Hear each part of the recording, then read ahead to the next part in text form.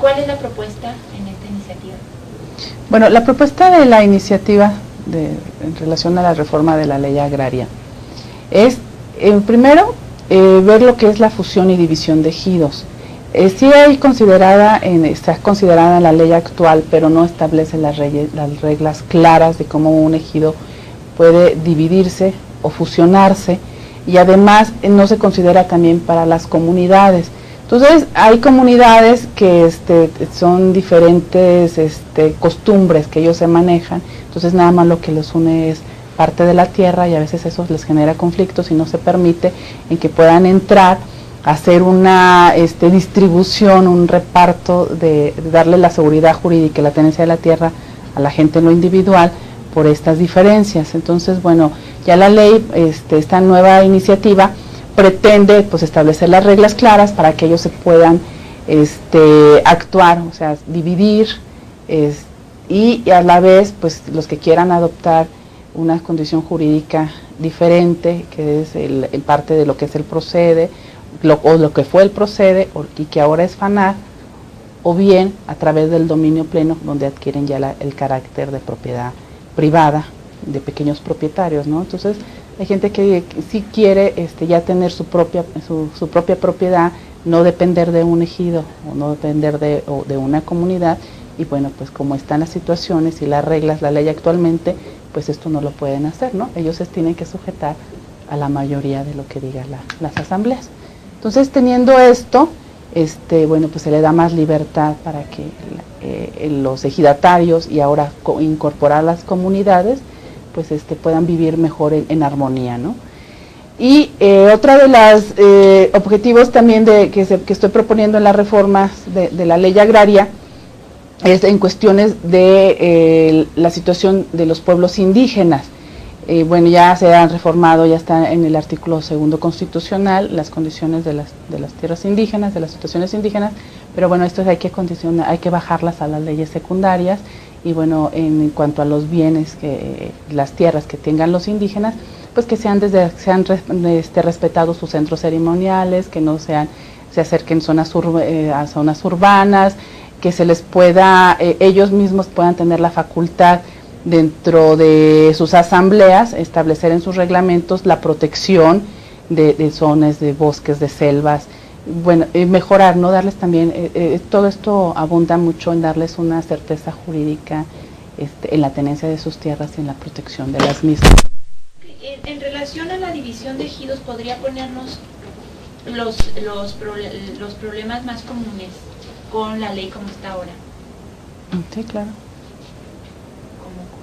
Bueno, en la cuestión de división de ejidos, voy a mencionar un caso en lo particular. Por ejemplo, en mi estado, yo soy de San Luis Potosí, tenemos comunidades indígenas en la zona huasteca, en el caso de Aquismón, donde hay diferentes pueblos indígenas, pero que están en una misma superficie, ¿sí? Donde fueron dotados y donde fueron reconocidos a través de un decreto presidencial, y se les asigna una tierra.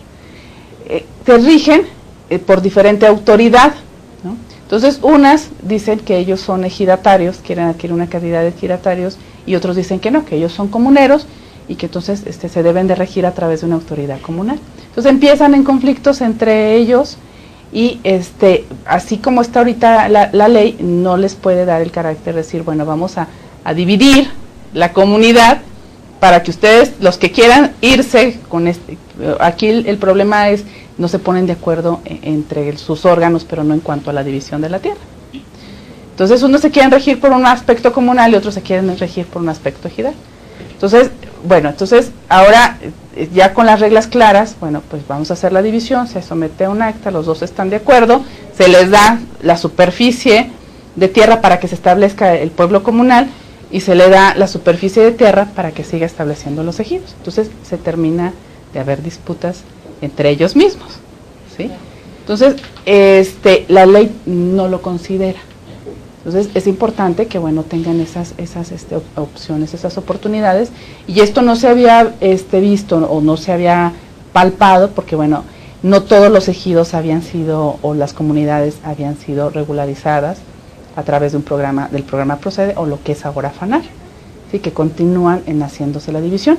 Cuando un ejido es dotado a través de un decreto presidencial, le dice cuánta superficie se está dotando el ejido, y una comunidad es nada más el reconocimiento de lo que ya han venido teniendo de por años, ¿no? Pero la superficie es de todos. Si son 80 comuneros, son de los 80 toda la superficie.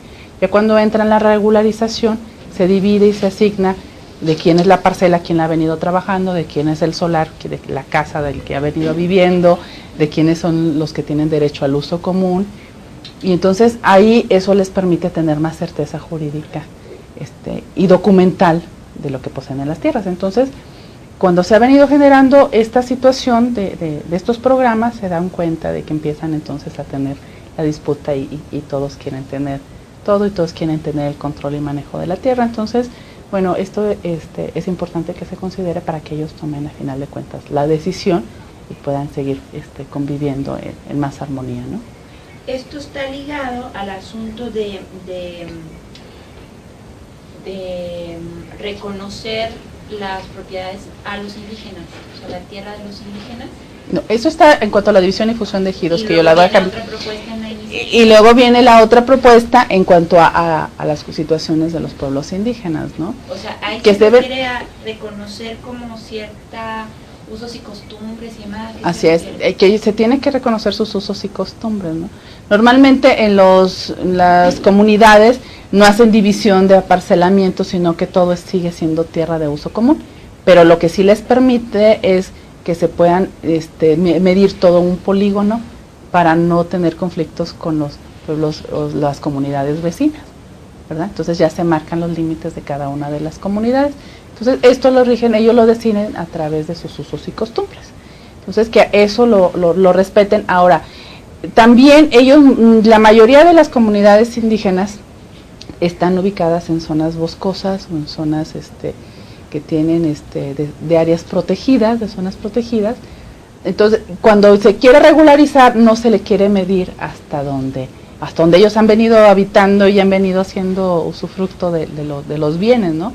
Porque se dice que eso pues es territorio de la nación y eso es protegido y entonces yo no te lo puedo certificar.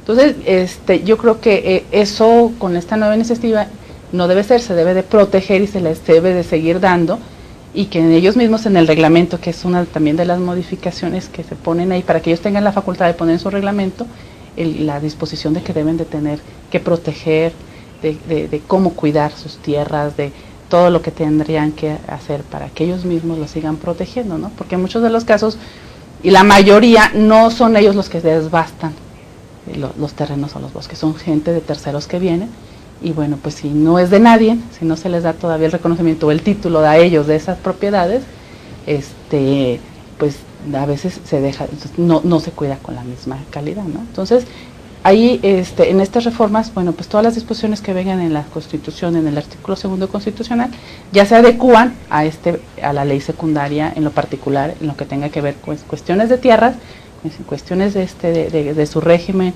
de órgano de gobierno, por decirles de una manera, que vienen siendo las asambleas comunales o ejidales, para el uso y usufructo de sus tierras y propiedades, tanto en comunidades como en ejidos. Que a la fecha se hace, pero no hay un reconocimiento oficial, digamos, de eso. Sería como darles más certeza jurídica, no sé. Sí, o sea, es darles marcar las reglas, ¿no? De cómo se debe de manejar al momento de certificar una tierra, de cómo cuando se les va a dar un documento, en qué términos se les tiene que dar, siempre y cuando protegiéndoles pues sus usos y costumbres de lo que ellos han venido utilizando, y bueno, sin contravenir a ninguna disposición. Claro, ni pelearse con las demás autoridades, la municipal, la estatal, la federal. Así es. Y que no queden en el limbo, porque de decir, en lo particular, yo he visto mucho en la práctica, como diputada y como estar cerca de la gente, y que por eso esto me conlleva a proponer estas reformas a la ley, en que cuando se les va a certificar no se les quiere certificar esa área boscosa porque son áreas protegidas, pero a final de cuentas ellos siempre han vivido ahí, y entonces dice, si tú me vas a dar una calidad nada más de esto, un título nada más de una parte de lo que yo he venido usando, no me des nada. Entonces se quedan sin garantías, ¿sí? Y ahora con esto, bueno, pues les van a tener que proteger todo lo que ellos han venido teniendo de por años.